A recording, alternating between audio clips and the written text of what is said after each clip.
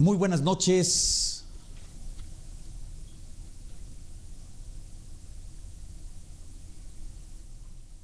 Muy buenas noches, amigas y amigos. Ahora, en una noche de historias, de tradiciones, de leyendas, de anécdotas de la Ciudad de México. Tu Diputado TV, transmitiendo desde el corazón de la colonia Roma Sur.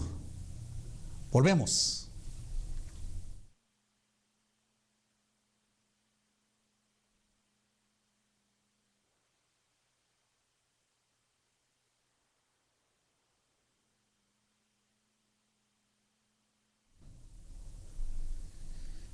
Vamos a dar la más cordial de las bienvenidas a nuestros invitados de esta noche. Nos acompaña el licenciado Marco Antonio Maldonado. Bienvenido, Marco, ¿cómo has estado? Muchas gracias, muy bien, buenas noches. Nuestro invitado del día de hoy, un historiador, Rafael Campos, quien sabe de lo que vamos a hablar el día de hoy. Rafa, bienvenido. Muchas gracias, buenas noches.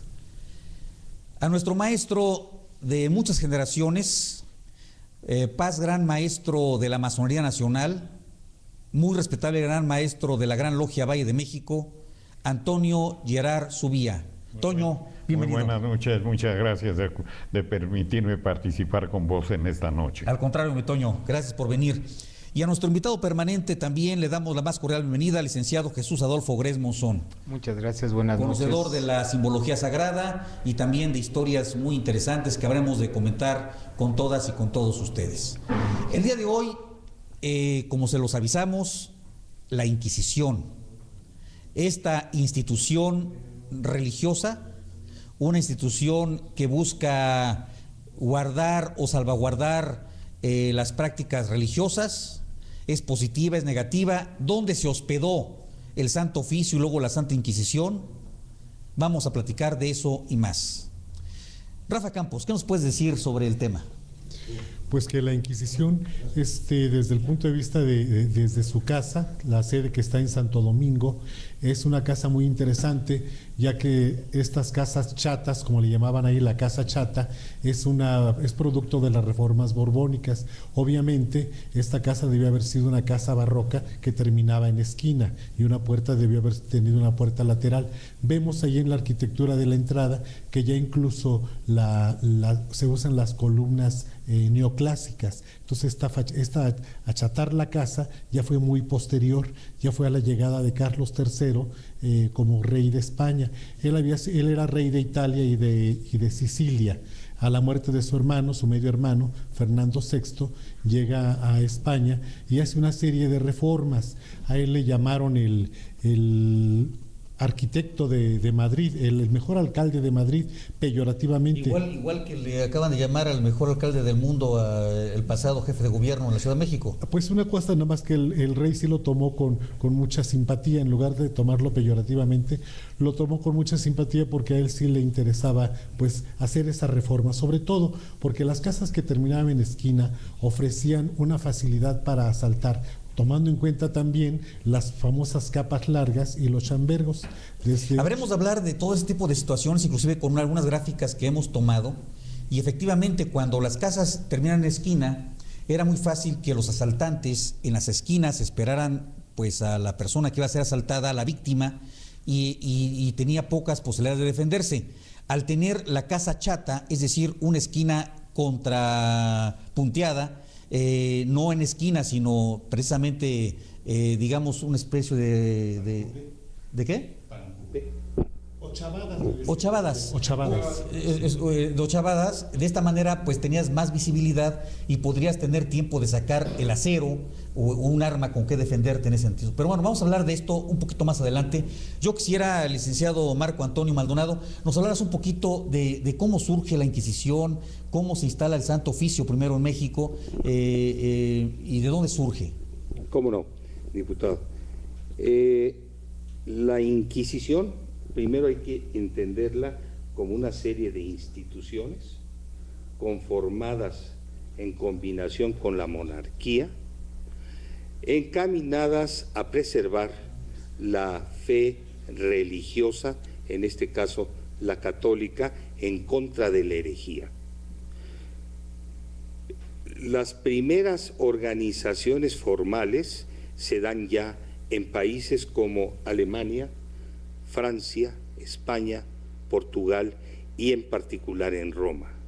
Surgen tribunales fuertes, conformados por teólogos, por historiadores, que empiezan a crear una etapa negra en la historia de la humanidad. La Inquisición, en lugar de ser una actividad bondadosa, se convierte en una actividad de terror. Son los guardianes de la fe, digamos. Totalmente. Son los, en algunos casos se les llamaba los perros de la fe, Así porque es. finalmente aquel que no compartía una idiosincrasia, una religión, alguna mística, pues era evidentemente fincado a proceso y luego pues sentenciado y muchas veces hasta para la muerte. Jesús Grez, ¿qué nos puedes decir al respecto? Bien, con motivo de muchas herejías que se dan en Europa, principalmente en el siglo X-XI, en 1229, mediante el Concilio de Tolsá, se crea propiamente... Tolsá por el lugar. Por el lugar, sí. Se crea propiamente la Inquisición. 1229, 50 años después llega a los reinos de Castilla y León en España, estamos hablando ya de 1579, y es hasta 1571 cuando llega oficialmente a México. Sin embargo, se dice, hay algunos testimonios que en 1535 Fray Juan de Fray Juan de Zumárraga es investido por el rey de España para ejercer la Inquisición en México, y en 1539 ya hay el primer proceso, que es contra Carlos, nieto de Netzahualcóyotl, y al parecer fue la primera víctima de la Inquisición, pues es condenado a morir en la hoguera. Sin embargo... Porque el nieto de Netzahualcóyotl estaba buscando, digamos, una independencia también de la colonia. Bueno, sí, pero lo que pasa es que lo acusaron de tener prácticas de idolatría, y en este caso hizo mal Fray Juan de Zumárraga, porque había un decreto, una ley en España que decía que los naturales, a los indígenas de la Nueva España, de los territorios conquistados, debía de tenerse cierta tolerancia, y entonces sufrió inclusive un regaño por haber condenado a muerte, pero es hasta 1571 cuando se crea propiamente el Tribunal de Santo Oficio. Bueno, vamos a ir pasando algunas imágenes que traemos para todos ustedes, precisamente, y se va a poder apreciar esta esquina ochavada o esta esquina chata, precisamente para poder protegerse de los asaltos. ¿Y cuántos edificios tuvimos en ochavados? Ha sufrido remodelaciones el centro histórico. Tengo entendido que también cerca de Palacio Nacional, donde ahora se encuentra una tienda departamental, existía otra casa bastante notoriamente ochavada. Ahí la vemos claramente en la pantalla, cómo está precisamente, no está esquinada, o sea, no es una esquina, sino precisamente está achatada para que cuando se va caminando por algún flanco, se tuviera visibilidad y posibilidad de defenderse. Toño Gerard, tú eres un estudioso de lo que ocurrió en ese edificio ochavado, digamos, de la Santa Inquisición, sede de la Santa Inquisición. Tú estuviste con algunos estudiosos también de fenómenos paranormales, llamémoslo de esa manera. ¿Qué nos puedes decir? Tú estudiaste de una manera personal ese tipo de situaciones, lo estudiaste como grupo, platícanos algo de esto. Con mucho gusto. Nosotros teníamos un grupo de personas que todas precisamente se había acercado lo que nosotros le llamamos un maestro, que es un ser desencarnado que trata de conducir a algún grupo o a la humanidad. ¿Desencarnado quiere decir un muerto? De hecho sí, y que tenía quizás muchos siglos de haber muerto, entre comillas. Entonces él nos invitó precisamente a que fuéramos a lo que era la Santa Inquisición, y todo lo que vivimos allí fueron vivencias, porque precisamente traigo la fecha, por eso decía yo que fue en 1968 cuando nos acercamos ese grupo a la Inquisición. Cuando estaban las cosas estudiantiles en la Ciudad de México, sí, en esa época estabas tú metido allí, íbamos cuando ya... ¿Con algún permiso del gobierno? Sí, desde luego logramos que nos permitieran, porque nosotros llegábamos normalmente en la noche para hablar, y allí pudimos tener la oportunidad de que había un personaje que se llamaba Sebastián Indalecio Marroquín, que se pudo corporificar teniendo 200 años de haber muerto, y hablaba de venganza. Cuando se presentó tenía un ojo salido, la piel levantada porque le echaban sal, y lo único que decía era venganza, venganza. Toño, mi sangre pide sangre. Toño, tú lo que nos estás diciendo es de que estos seres que se manifestaron de alguna manera extracorpórea, es decir, sin cuerpo. No, porque se presentaban, se corporificaban y le veíamos el cuerpo completo para poder ver. ¿Pero era tangible? ¿O son seres? Nunca lo tocábamos, pero sí se presentaba y lo veíamos como nos estamos viendo a nosotros. Toño, habrá algunas personas que esto que están escuchando pues no lo crean. Es su problema. Es problema de ellos. ¿Sí? El problema de los que no lo crean es problema de ustedes también. Pero tú, son vivencias tuyas que viviste con un grupo en especial. Así es. Dentro de este edificio que estamos comentando. Así es. Y logramos ver no solo a él, sino a muchos casos que inclusive, si no es hoy, quizás otro día, porque en una ocasión se presentó un verdugo de los que había estado y nos relató el por qué estaba allí y qué era lo que pedía de ayuda, de auxilio, y ese lo puedo manifestar. A ver, se está poniendo esto interesante. Toño Gerard nos está comentando que pues él personalmente estuvo en ese lugar con una serie de personas que estaban buscando un sinnúmero de fenómenos, consiguieron los fenómenos, y bueno, yo les suplico que nos escriban ustedes, que nos manden un tweet, un Facebook, para poder dialogar con Toño y con nuestros invitados de esta noche. Volvemos en unos segundos.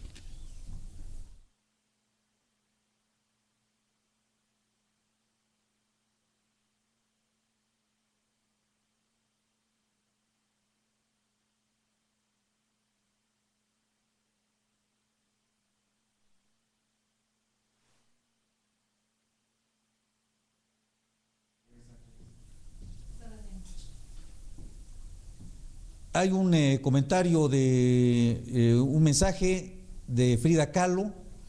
Qué buen tema, en verdad, felicidades, ¿no? Muchas gracias. Escríbanos, pregunte a nuestros invitados. La idea es que podamos intercambiar puntos de vista con ustedes. ¿Querías comentar algo? Sí, cómo no.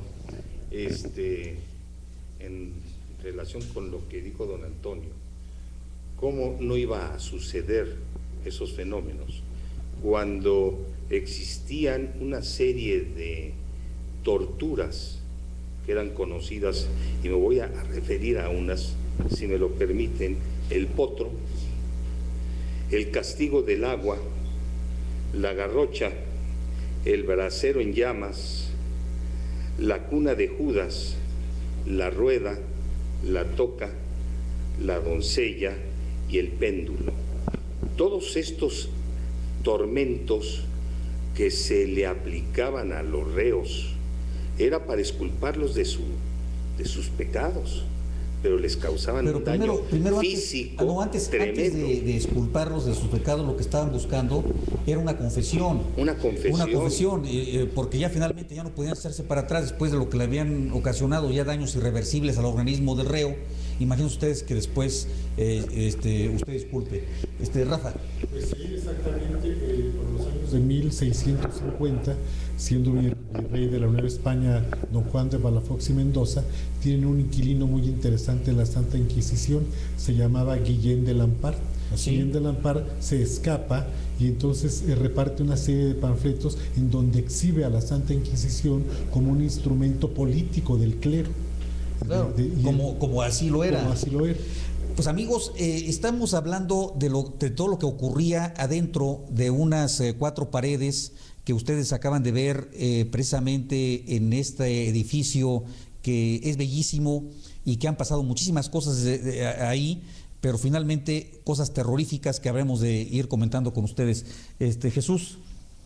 Bien, en relación a esto, como decía atinadamente Marco Antonio, hicieron una serie de, vamos a decirle así, ¿cómo comentarlo? Pues una forma para sacar no solo su confesión, sino también para que delataran a otras personas que supuestamente eran brujos, eran judaizantes. Entonces, como el clero también se apropiaba de los bienes, entre más procesos llevaran, lógico es que tuvieran más bienes.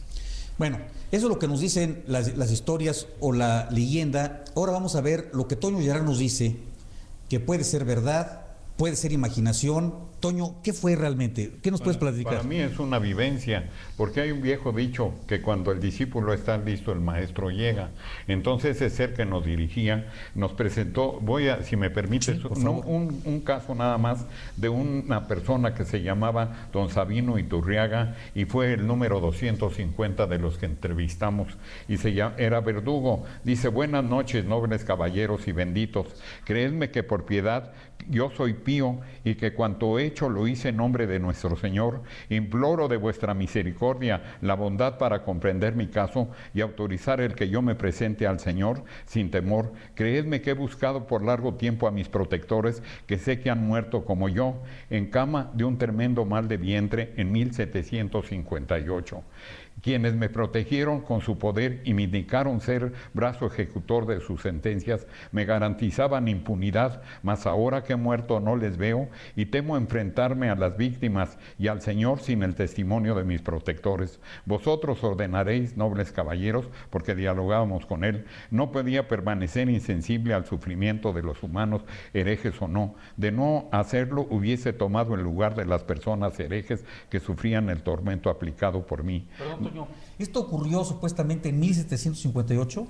Este ser vivió en 1758 y nosotros estábamos en 1968. Claro, y esto era un verdugo el que estaba narrando esto. El que estaba narrando eso, dice: no he de negar que desgraciadamente en ocasiones después de poseer a doncellas me causaba placer, temo. Por eso mi alma se llena de pavura. Gracias, nobles y benditos caballeros. Es necesario, Lauré, mas no tomaréis represalias, temo, lo hago, de ahí mi pavura. Está cierta bien de que lo sé bien, que lo sé, pero mis protectores me aseguraron ayuda y protección. Los busco hace mucho tiempo, tengo miedo, soy débil, no soportaría una pequeña parte de lo que yo hice. Sabéis lo terrible de los tormentos que he aplicado, pero ellos fueron víctimas y yo victimario.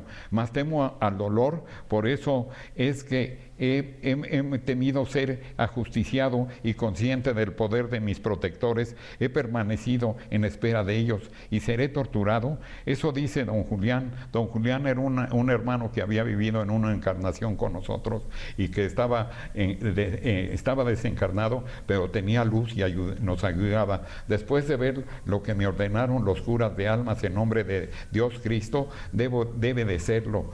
Lo estoy, mas tengo pavura. Así decían a quienes llegaban al Santo Oficio, y una vez dentro todo cambiaba. Eso decían: para purificación quemaron a muchos. Yo temo, seré el maligno. Tengo miedo, benditos caballeros, tened piedad. Arrepentido estoy de verdad, así lo haré. Bien, queridos discípulos, ¿estáis seguros? Nos dijo nuestro maestro. ¿Estáis seguros? Porque no queríamos tratarlo nosotros a él por ser verdugo. Dice: ¿estáis seguros de no haber caído tan bajo como este ser nunca? Está interesante la pregunta. Yo deseo preguntaros esto. Entonces, lo único que prefiero es que filtréis. Ahora bien, si acaso alguno de vosotros hubiera caído tan bajo o más, ¿qué pensaríais si todo ser se le negase la ayuda? creedme que sus pruebas serán tan arduas como sus acciones. Habéis caído, sí, mas no es aspecto, le decíamos ya a este ser, cuando uno de nosotros estuvo muy ligado a este tipo de acciones. No fue verdugo, mas quizás su culpa fue mayor. Sin embargo, vedle ahora, ya que es uno de vuestro grupo que se llama Paco, y él fue oidor. A ver, estamos aquí comentando con los televidentes de un tema que, bueno, finalmente, pues desde luego no es científico, no es un tema que pudiéramos comprobar, cuando menos desde el punto de vista de los sentidos, pero en este momento Toño Gerard nos está narrando una vivencia que él tuvo en 1968. Así es.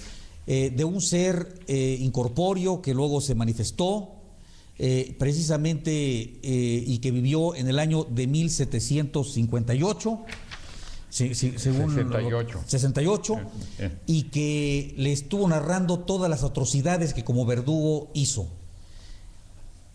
A ver, Toño, yo te quisiera preguntar dos situaciones, a reserva también de que mis compañeros contertulios pudieran participar en algunas preguntas que nos pudieras contestar. ¿Ustedes fueron con el objeto de liberar a estos seres? Claro. ¿Ese era el para motivo? Prepararnos para otras cosas que podían continuar en nuestras propias vidas actuales. ¿De este grupo que te acompañaba vive alguna persona o ya desencarnaron también? Ya todos murieron, soy el único que queda de ese grupo. Y de este grupo tú nos habías comentado fuera de cámaras que tenían un anillo, sí. Un anillo cada uno de ustedes. Que se hicieron para tener protección. Para protegerse de estas vibraciones, de estas energías negativas que había, no solo allí, sino en otros casos. ¿Cuánto tiempo estuvieron ahí, Toño, en este tipo de trabajos en la Santa Inquisición? En la Inquisición, al final, fueron 285 seres con los que tratamos.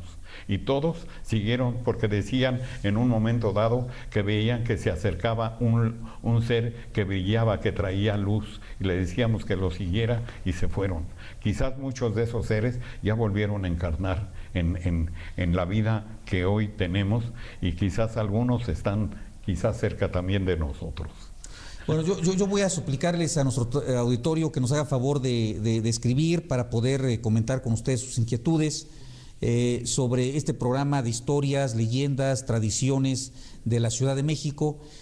Un edificio emblemático de esto es precisamente lo que fue la sede de la Santa Inquisición. Rafa, ¿qué nos podrías comentar? Aparte de la Santa Inquisición, ¿qué otra cosa pasó allí en este edificio? Bueno, en este edificio, pues después de 1792, fue la sede de la lotería, el patio. La Lotería Nacional estuvo ahí.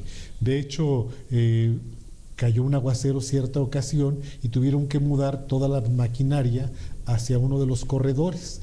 Y se hicieron entonces por aquella época, 1790-92, diseños para poner vidrieras que se pudieran quitar y poner, porque a los sorteos en aquella época la gente iba mucho, no había muchos espectáculos, o el rosario, o la misa, o la lotería. O sea, eran tres, básicamente. Así es. Bueno, yo creo que lo más entretenido era la Lotería Nacional. Oye, Rafa, pero aparte de esto también estuvieron, según he revisado, digamos, el ejército estuvo también ahí, tuvo una sede, un cuartel. Sí, fue cuartel ya posteriormente. Y luego la escuela, la famosa escuela de medicina. De medicina. Ahí estudió mi hermano, inclusive. En esa mi hermano escuela. Fabio en ese lugar. Fabio Gerard. Y antes de que se fueran allá a la ciudad universitaria. Ahí empezó su carrera. A ver, mi querido Marco Antonio, ¿qué impresión te merece pues este comentario que nos está haciendo Toño Gerard? Es impactante, no cabe duda, pero sobre todo el testimonio de este verdugo que actuaba por orden de un tribunal. Yo quiero decir que era una burocracia organizada para este fin, y esa burocracia la encabezaba un inquisidor general. De él dependía el Consejo Supremo de la Inquisición, luego el Tribunal del Santo Oficio, pero tenía a su servicio un fiscal, que era el acusador. con él se iniciaban los juicios. Y se iniciaban los juicios con la denuncia, incluso anónima, de alguien que lo hacía.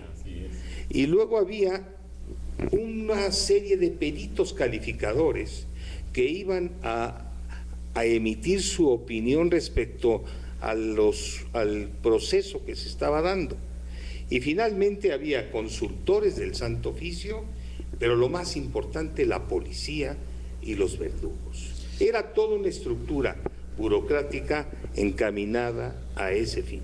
Este sistema, amigas, amigos, el sistema inquisitorial, es decir, que se acusa y en donde el reo se tenía que defender, es exactamente lo contrario a lo que tenemos en el sistema actual. Cuando menos constitucionalmente así se dice, salvo con algunos problemas que tenemos, por ejemplo, con la figura del arraigo, que ojalá se vaya pronto. Anteriormente, con la Santa Inquisición y con el Santo Oficio, se acusaba a cualquiera con una situación muy sencilla, con una presunción inclusive, se le encerraba y luego se tenía que demostrar que era inocente. Es decir, todo mundo era culpable hasta que se demostrara la inocencia. Jesús Gres. Sí, atinadamente, como dices, diputado. Ahora está el principio indubito pro reo, donde se supone que la persona es inocente hasta que se le compruebe lo contrario, y el órgano acusador es quien tiene que probar la culpabilidad. En el caso de la Inquisición, como su nombre lo dice, inquisitorial, era ya calificado como culpable, como judaizante o como hereje, y él tenía que probar su inocencia, en efecto. A ver, Toño, síguenos platicando un poquito, así como plática de escuchar. Muy interesante. Una dama rica y todo eso, tenía de sirvienta a una india, y ella tuvo un problema que le dolía la cabeza, y la india le dijo que si confiaba en ella le prepararía algo con hierbas para que se curara. Efectivamente le dio y se curó, pero entonces le dijo que eso no lo dijera porque la acusarían de bruja. Entonces, o sea, las hierberas eran acusadas de bruja en ese entonces. Pues era su criada, no era hierbera, pero tenía la tradición de los naturales de aquí que manejaban otro tipo de medicina. De ciencia, digamos. De medicina, porque aún la medicina actual tiene muchas fallas, pero en fin, porque afirma cosas que, en fin. Entonces, en ese momento, ella, una amiga también tuvo, y le dijo que sí, que se callaba porque tenía unos problemas, digamos, de un problema que hoy le llamaríamos del estómago o de cosas así. Y entonces le hizo unas hierbas, pero ella lo dijo, y entonces la Inquisición fue por ella, pero ya la india había muerto, la servidora, y entonces la metieron allí, le hicieron horrores, la violaron 3 de los que estaban. ¿A quién llevaron, Toño? A la dama esta, que era rica. Por haber recibido medicina. Y allá voy, porque lo que querían, le decían que la liberarían siempre que entregara sus bienes, que eran piezas de oro, para que precisamente allí los depuraran. Y como no los entregó, porque sabía que su vida estaba llena de peligros y los entregaba, de todas maneras la mataron. O sea, estaba más peligroso. Y le hicieron horribles cosas. Y digo, tengo muchos casos porque les comento que fueron Toño, perdóname. Y esta persona, ¿ustedes no investigaron si efectivamente el nombre de la persona con la que supuestamente ustedes hablaron coincidía con algún caso? Lo dudo, porque precisamente en el Archivo General de la Nación no hay mucho donde buscar de la Inquisición. ¿Hay algunas probablemente, juicios? Pero si fueron miles, ¿cómo vas a encontrar? Quizás tendríamos que dedicarnos quizás muchos años a estar investigando, porque esos documentos no se consiguen fácilmente. ¿Y no nos daban años o fechas concretas? Sí, desde luego. Porque con eso sí podríamos investigar si pues efectivamente aquí existieron. tengo todo esto, y con mucho gusto el día que vos queráis os lo comunico. Todo esto que traigo son escritos de seres especiales con los que tratamos, porque muchos otros iban seres que tenían, digamos, la misma intención. Por ejemplo, a un ser, su padre ya él quería irse, sin embargo su hijo quería vengarse, y entonces curiosamente estuvieron en esa intención de querer vengarse. Igual le pedían que entregaran los bienes, y el hijo al final se dio a seguir su camino, y los dos siguieron libres porque decían lo mismo, que veían un ser de luz que los invitaba a que lo siguieran. Todos decían al final, los que se fueron, que fueron todos ellos. Pero no lo siguieron al de la luz, ¿por qué se quedaron? No, lo siguieron cuando lo vieron después de hablar con nosotros. A nosotros los convencimos, y entonces decían que veían un ser de luz que se acercaba y les decía que lo siguieran, y todos estos lo siguieron a ese ser de luz. Se liberaron, exactamente. Ivonne Teresa, felicidades por el programa. Hagan uno de fantasmas y espíritus mexicanos, sería interesante. Bueno, estamos hablando, porque estos son mexicanos, son espíritus mexicanos, estuvieron encerrados, digamos, en ese claustro. No son leyendas, fueron vivencias mías. Bueno, hay una diferencia de una leyenda es más, por ejemplo, Víctor Hugo también se comunicaba con seres desencarnados. Madero se comunicaba con seres desencarnados. Se comunicó primero con su hermano Raúl, porque llegaron las lámparas de gasolina, se subió su hermano cuando era niño, la volteó y murió quemado. Y después, cuando ya era grande, Madero fue el primero que se comunicó. Y después el siguiente que se comunicó, que de él escribieron el libro, el libro que hizo la revolución. Fue BJ. JB, no BJ. JB, porque sí.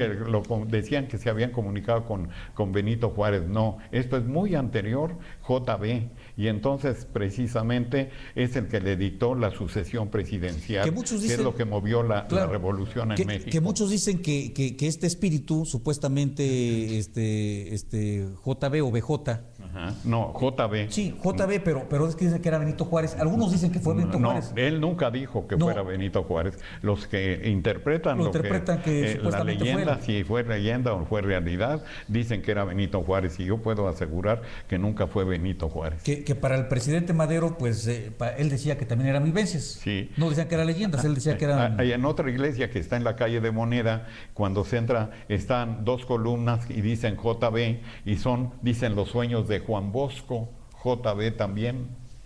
Está interesante, ¿no?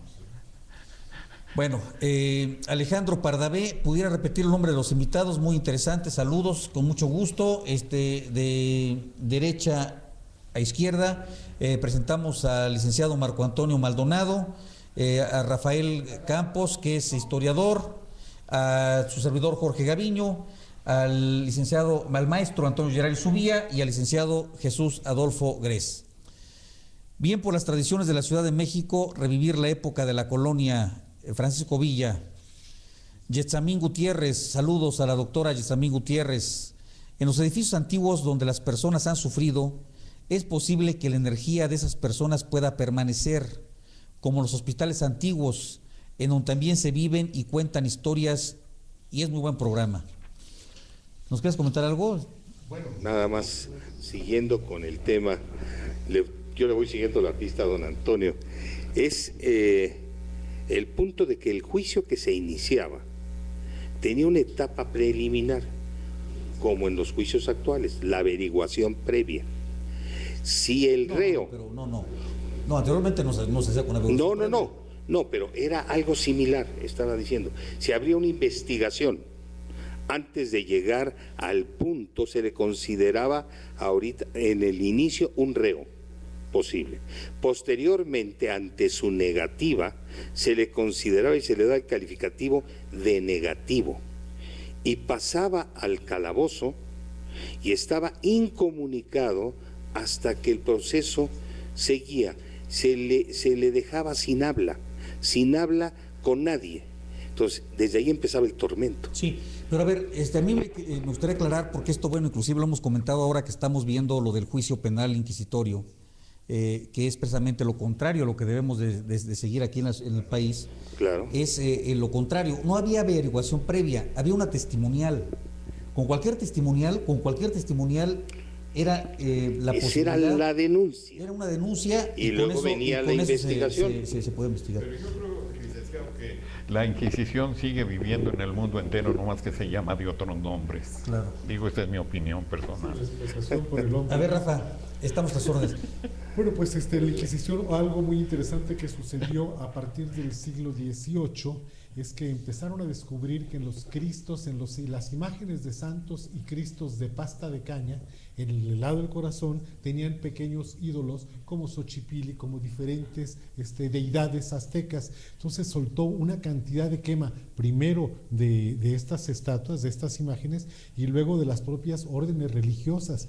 Es más, llegan a detentar el poder del rey, cuando el rey le ordena a su virrey que no entregue documentación porque el poder del rey es superior al de la Inquisición.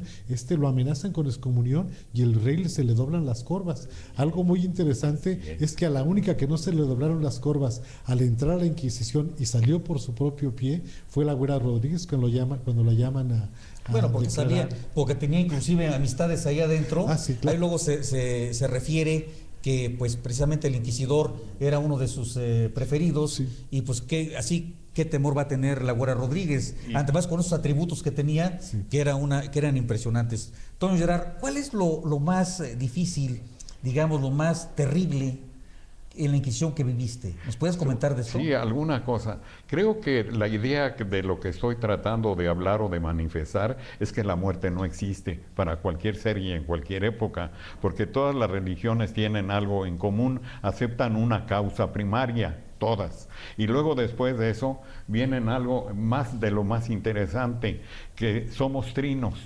Todas las religiones hablan que somos cuerpo, alma y espíritu. Entonces, las naturalezas de cada uno de esos cuerpos tiene una trascendencia muy importante, porque las procesiones se peleaban porque fuera la orden de dominicos o la fulana o la mengana, y ahí estaban el virrey y todos en el zócalo para que verlas que pasaran, cómo pasaban, y los pleitos que había entre esas disque fraternidades. Por eso yo, para mí, pienso que toda la humanidad es una sola gran familia, porque tuvo el mismo origen de el que quieran. Si quieren, fue lo de Adán y Eva, si es científico, o viceversa, que todo tuvo un creador. Sí, todos somos hermanos, finalmente exactamente, sea lo que sea, somos hermanos. Eso. Yo tengo un video sobre el universo que empieza en una hoja y va hasta arriba de lo que se ha descubierto, y regresa la hoja y va para abajo hasta lo que sea, y lo pongo a su disposición, si me dan su correo electrónico, para que vean la importancia de lo que es el universo. Y nuestro Sol, que es enorme, se vuelve chiquitito con otro Sol, claro, que se llama Aldebarán, y la Tierra se convierte en un punto, y nuestra galaxia se convierte en un punto. Entonces, ¿cuál es la realidad? Esa pregunta de quién soy, de dónde vengo y a dónde voy. Está vigente todavía. García MX, una más, ese dolor o pena del alma del verdugo. ¿Nos puede referir a qué es el ego? ¿Es inherente al alma y no solo al humano? Ser vivo. Ese anillo de protección del que nos habla, lo podemos adoptar y portar las personas de nuestra vida diaria. Y otra duda, la experiencia que narra el doctor Gerard, ¿es semejante a lo que tuvo Francisco I. Madero? Pues sí, tiene relación, porque Francisco I. Madero precisamente se confió porque se comunicaba y le dictaron el libro, ese ser JB, que hizo la revolución, la sucesión presidencial. O sea, entonces estaba convencido. Perdón, Toño, es que él mismo, o sea, Francisco I. Madero dice que le dictan ese libro. Exacto. Los espíritus. Exacto. Entonces, pero hay muchas formas de comunicarse también. Hay escritura automática, corporificaciones. ¿Qué fue lo que tú viviste? Sí, o la tabla Ouija también, pero depende, en esos niveles también hay de diferentes jerarquías. ¿Y hay riesgo, Toño, con este tipo de comunicaciones? Ajá. Porque muchos dicen que es peligroso. ¿Es peligroso? Por eso, si tenemos una facultad que se llama filtrar, podríamos ver el nivel del que se nos acerca. Porque si nos pide cosas indebidas, por ejemplo, lo que decía el historiador que nos acompaña, y me da mucho gusto de veras conocerlo y oírlo, en la imagen de Cristo que tiene el corazón en medio. ¿Y qué es? Que está ese corazón, ya no hay ni diestra ni siniestra, sino hay equilibrio. Que si nosotros pudiéramos tener el equilibrio en cada uno de nuestros pensamientos reflejado en acciones, yo creo que la humanidad avanzaría, porque insisto, hay más odio en el mundo que pobres. Iván Murgado, excelentes anécdotas de querido hermano Antonio Llera Subía. Olga González, escuchando, muchas gracias. Paloma del Campo, escuchando, besos a todos. Buenas historias, no me da miedo. Alfredo Ornelas, felicidades, qué bueno que te preocupas por la cultura. Jesús. Sí, aparte de todo lo que fue el Santo Oficio, el Palacio de la Inquisición, también no debemos olvidar que ahí fue también la Escuela de Medicina, la antigua Escuela de Medicina, que llegó a ese edificio por ahí por el año de 1854, que fue comprada con el sueldo de los médicos que estaban de un lado hacia otro, hasta que llegaron en 1854 ahí, y también hubieron sucesos, y también hubieron disecciones de cadáveres, y era un sitio que con el hecho de entrar se siente la energía, hay una energía ahí. ¿A ti te ha parecido algún espíritu? No, desafortunadamente no, me interesa muchísimo. Yo que lo visité, no fui al mediodía, ¿eh? No, pero sí, pero no sentí. ¿Te pregunto si te ha pasado algo? No, lo sentí. ¿A ti, ¿A ti? Yo soy de Guanajuato. A ver, ¿por qué nos platicas algo de una vez ahí de Guanajuato? Entonces, en la casa paterna, desde que la compraron mis papás por los años de 1950, mi mamá salía a las 7 de la noche, ya no quería estar en la casa, se iba por mi papá a la oficina porque solamente acompañada podía llegar a estar en esa casa, porque se oían ruidos, cambiaban las cosas, tronaban las puertas. Entonces nos cambiamos a una casa muy pequeña, que era un cuarto con una escalera, y para subir a tomar el sol a la azotea. Entonces, bueno, yo nací en 49, en 1952 me enfermé mucho en esa casa, y mi papá dijo, pues con fantasma o sin fantasma, nos vamos a la casa que tenía 9 habitaciones, y la estaba vacía por el temor al fantasma. Muchos años después, nosotros vivimos ahora sí que un poco como este cuento de Wilde, ¿verdad? Con el fantasma. Y ya las travesuras que nos hacía, pues sí, ya travesuras, ¿por qué? Ya movían muebles. Relojes que no tenían cuerda, ya estaban descompuestos, empezaban a sonar tac, tac, tac, tac, tac. Sí, te ibas a sentar y te movían la silla y te caías. No, hombre. Sí, bueno, sí. pues esos eran espíritus chocarreros. Sí, prendían Toño, el radio. Síguenos platicando o sea, me decías tú que lo más terrible que pasó contigo en esa casa fue precisamente esta mujer que nos comentabas. No, pero hay otra, que un ser que precisamente se había enamorado de otra persona, y decía que él vivía en la calle de la Acequia, o sea, es una calle que todavía hasta la fecha podemos ubicarla, que entonces se enamoró de esta mujer, y las dos familias acordaron que iban a aceptar que se casaran, nada más que se retardaba porque el ajuar que quería regalar el padre de ella a su hija venía de España. Entonces lo curioso es que otro pretendiente que había estado ahí le dijo a ella que su novio iba con Barraganas, que lo acompañara para demostrárselo, y fue, y ahí él trató de seducirla, y ella con el puñal de él se mató. Y entonces en ese momento que se mató, grita, el otro huyó, regresa, llega su novio y le dice que ella perdonaba al que la había asesinado, pero él no quiso perdonarla porque decía que tenía que vengarse pero entonces resulta que el otro que la sedujo, que no la pudo seducir al final, pertenecía a la Inquisición, y se lo llevaron a él precisamente para darle, y lo que empezaron por cortarle sus partes genitales, para empezar, nada más. Toño, yo creo que esto sería muy interesante, de veras, que si tenemos algunas fechas, pudiéramos realmente cruzar la información con precisamente los archivos que finalmente yo creo que sí están es bastante... más, Elías,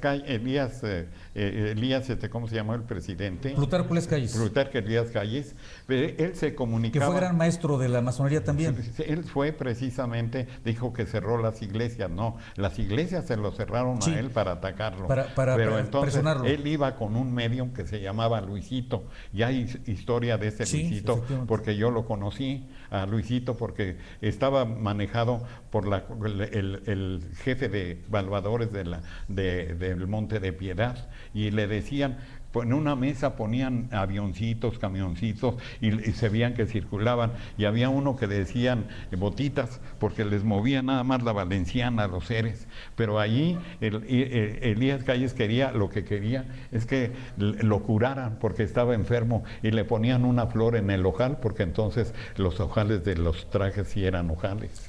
A ver, amigos, volvemos con más en unos segundos. Gracias.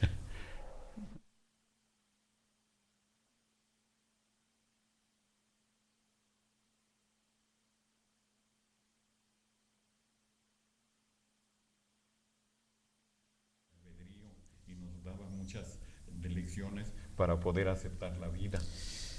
Rafael Lubiano, un periodista que escribía, no sé si todavía escribe en Excelsior, ojalá nos los pueda comentar. Tengo entendido que el edificio barroco de Santa Inquisición se terminó de construir en 1636, sí, creo que lo comentamos en el inicio. En su juzgado, salas de audiencia y cárceles se mantuvieron a los perseguidos por el judaísmo, protestantismo, herejía, hechicería y masonería, yo le agregaría, desviaciones e incluso rebelión. De acuerdo a las sospechas, se les sentenciaba a prisión temporal o perpetua y en algunos casos a la hoguera, a la horca. Creo para posteriores programas es interesante hablar de los anteriores nombres de las calles y las leyendas y las historias que se tejieron en la antigua Nueva España. Pues yo te voy a encargar, tú como historiador, que nos hagas favor, Rafa Campos, de traernos también este tipo de situaciones. Sí, cómo no. Inclusive podemos hacer en un mapa, en un plano, cómo estaban las calles y cómo se van sobreponiendo las calles modernas. Sí, claro. Hay un trabajo que hizo Tovar y de Teresa, muy parecido, así. ¿Cómo se llama actualmente y cómo se llamaba anteriormente? De acuerdo. Sí. ¿Querías comentarnos alguna cosa, Toño? Siguiendo a don Antonio, cuando mencionó a la Güera Rodríguez, dije yo en un principio que la Inquisición era una combinación de instituciones religiosas con la monarquía, y ahora le agregaría yo la nobleza o la oligarquía. La gente que tenía dinero era la que manejaba finalmente ese santo oficio, y eran los que conformaban el consejo que daba guía a los ejecutores de las sentencias. Gente de la alta sociedad. Perdonando, licenciado, sí, que los que manejaban esa institución en ese tiempo ya de fines del siglo XVII y del XVIII eran gente que buscaba la riqueza de los nobles. Es correcto, es correcto. Recogían, siempre pedían dinero, barras de oro o alhajas, y todo eso. Es más, en ese edificio hay túneles todavía hasta la fecha. Claro. Para las sentencias. La sentencia de condenado a arder en leña verde era una gracia que les concedían, porque la leña verde, antes de prender, hace humo y se mueren de asfixia antes de morir quemados. Antes de morir quemados, efectivamente, era una gracia que se les concedía, igual que a los empalados. Lo que se provocaba era que el verdugo se equivocara y que se inclinara un poquito el famoso palo para evitar que sufriera mucho el reo, porque al ser empalados, un buen empalamiento, podían durar hasta 24 horas o más vivos estos seres, y era un sufrimiento terrible. Entonces yo creo que es muy importante pues señalar que efectivamente la hoguera en leña verde es precisamente para intoxicar a aquel y que se desmayara y ya no sufriera las quemaduras, que finalmente toda muerte es terrible, pero esa muerte por quemaduras debe ser todavía peor. Tú nos comentabas, tú estuviste trabajando en la Cruz Roja, Toño. Así es. Y hubo una anécdota terrible que nos platicaste. ¿Nos puedes comentar al auditorio cuando un ser que estaba quemando? Sí. Fue precisamente en una tlapalería que estaba en la calle de 16 de septiembre. Esa tlapalería, yo tenía un negocio en la calle de Tacuba y pertenecía a la Cruz Roja. Entonces cuando avisaron que fui allá y recogimos a un ser, logramos sacarlo, que estaba quemado, pero sus ropas se veían finas, porque el negocio que yo tenía era precisamente de trajes de vestir y de telas, de casimires, Sí, exactamente. Entonces llegamos, lo recogimos a él y, bueno, se llevó al hospital que entonces estaba en Durango, o sea, no estaba acá como está ahora la Cruz Roja. Es más, yo me opuse a que construyeran eso en Ejército Nacional. Yo quería que se construyeran cuatro edificios para los puntos cardinales, porque ahorita si alguien tiene un accidente, cuando llegan a Portales, ya hasta lo enterraron. Entonces, se daba ahí en el negocio que yo tenía, los sábados pasaban limoneros, llamémosles así, y se les daban unas monedas. Entonces pasó precisamente ese ser, le pongo y sentí una cosa muy fea, lo veo y me estaba mirando con un odio, era el que habíamos rescatado porque estaba todo desfigurado, todavía no había todo lo que hay ahora de la cirugía facial, y es que me reconoció y me odió por haberlo salvado, porque en su casa lo corrieron, andaba pidiendo limosna y se veía que era una persona que tenía cierto nivel. Entonces era un ser que tenía un recurso económico, de pronto por algún problema, un accidente se incendia, tú le salvas la vida, años después lo encuentras desfigurado y este ser te odiaba precisamente por haberle salvado la vida. Pues está interesante, ¿verdad? En lugar de haberle hecho un bien, le hiciste un mal o un supuesto mal para él. Entonces, ¿qué más nos puedes decir? Bueno, y luego, ¿qué pasó con la Inquisición? Eso es algo muy interesante. La Inquisición se termina por un decreto en 1813, pero concretamente es en 1820. Ya después de la Guerra de Independencia, ya de haber iniciado la Guerra de Independencia, de pronto se abole también se deroga, vamos a decirle así, la Inquisición en 1813, pero concretamente en 1820 es cuando termina definitivamente en México. González Obregón dice que penas de muerte, en los 250 años, un poco más que duró la Inquisición en México, dice que fueron 51. Hay muchos que dicen que fueron mucho más las penas de muerte. Sin embargo, pues González Obregón fue una de las figuras de la narrativa de la Ciudad de México, incluso fue director de lo que es el Archivo General de la Nación en su época, y él asegura que fueron 51 casos de muerte por la Inquisición. Pero son muy poquitos, ¿no? Hay unos libros, unas novelas que se llaman Los Pardaillán, de Miguel de Cebaco, y precisamente allí habla de la Inquisición en España. Son 30 y tantos libros, ¿no? 9 libros nada más. 9 libros. Sí, y llega precisamente, habla del inquisidor de España. Es increíble que no buscaban que murieran rápido, al contrario, en todos lados trataban de que sufriera mucho y que durara mucho tiempo para escarmiento. No escarmiento, querían que confesara y que entregara dinero y que lo dejaban libre. Si entregaban dinero, los que lo hicieron de todas maneras lo mataban con fuego, en fin. Pero la diferencia es, lo que nos dice Campos, es de que la diferencia es de que o moría más rápido o menos rápido, porque se les daba inclusive, por ahí en criminología, yo recuerdo al maestro Manzanera, en una de sus clases de criminología, nos comentaba que uno de los actos de corrupción con el verdugo era que le daban dinero al verdugo para que el verdugo los matara rápido a los familiares, para que no los dejaran vivos mucho tiempo, porque eran terribles los dolores que tenían. Debe de ser una cosa espantosa. Ramiro Garduño, saludos y felicidades a todos los... Ramiro Garduño, saludos y felicidades a todos los presentes por compartirnos un poco de luz. Maggie Márquez, es un tema interesante porque de alguna manera nos muestra el pensamiento que tenían y muchas veces escuchaban para intimidar a los niños y jóvenes, pero son historias fascinantes. ¿Nos comentas? Bueno, pues solamente terminar diciendo mi intervención, diputado, de que hoy en día ese palacio terrible guarda un museo muy importante, que es el Museo de la Medicina Mexicana. Además, está abierto al público para que, independientemente de recorrer las salas y los recintos de la época, vean esa exposición tan interesante de la medicina mexicana. Varias veces también ejecutaron personas que ya habían muerto, los exhumaban y los volvían a quemar porque los encontraban con algún cargo de herejía y ya muertos los quemaban. Existía también el famoso estante de los que le llamaban el infiernillo, donde estaban los libros prohibidos. Saludos, Antonio Gerard, de parte de Luis David Díaz Gil. Muchas gracias.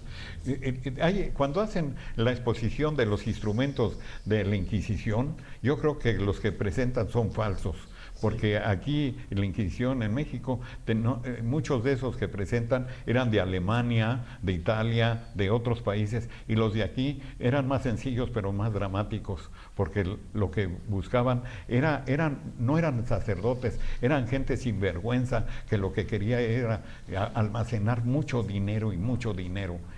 Eso y luego finalmente el dinero ¿para qué? O sea, ¿para qué tanto dinero si finalmente en esta vida tan pocos años, por muchos que sean, se van a vivir?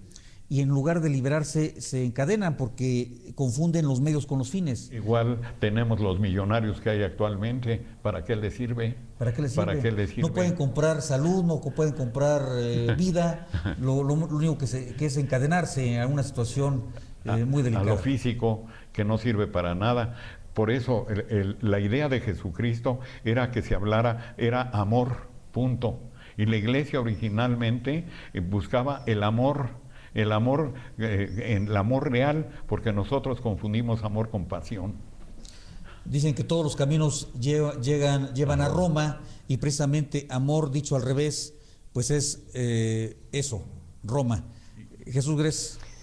Bien, es muy importante lo que nos dejó la Inquisición a la humanidad.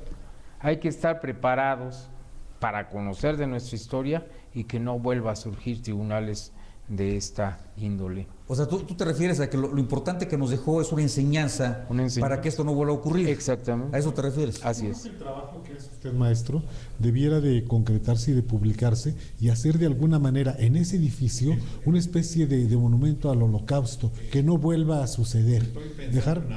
Lo voy a llamar novela para que no digan, porque voy a poner los nombres de los que estuvimos allí, y que hablábamos de otra encarnación que nos sirvió todo esto para enfrentarnos, para que pudiéramos comprobar que sí habíamos vivido, y todo lo que se necesitaba era esto, el triunfo de la luz sobre las tinieblas, que sería la educación. Así es. Que sería educar al ser, no instruirlo, porque la educación ahorita se basa al 2 y 2 son 4 y puede ir al infinito, y sin embargo la realidad es la educación, porque si nos educamos, curiosamente llevaríamos nuestro pensamiento a acciones positivas. Convivimos, no competimos. Exactamente. Pues amigos, creo que una de las cosas en que todos nuestros ponentes han estado de acuerdo es de que a veces confundimos la luz con las tinieblas, los medios con los fines. En muchas ocasiones el dinero siempre debe de ser un medio para lograr el bienestar, para lograr la felicidad de nuestros seres queridos, pero no un fin en sí mismo, porque entonces nos encadenamos y lo que logramos es cadenas, esclavitud, dolor, hambre. Dicen que a veces alguien es tan pobre que lo único que tiene es dinero. Pues no nos queda más que invitarlos al próximo programa, el próximo lunes. Aquí los esperamos a partir de las 9 de la noche.